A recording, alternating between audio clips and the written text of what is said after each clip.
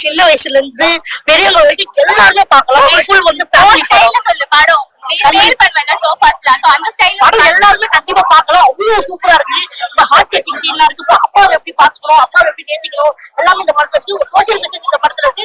கண்டிப்பா இந்த படத்தை எல்லா தேட்டர்ல வந்து பார்க்கலாம். இந்த பிளாக் பஸ்டர் ஹிட் அடிக்கும். படம்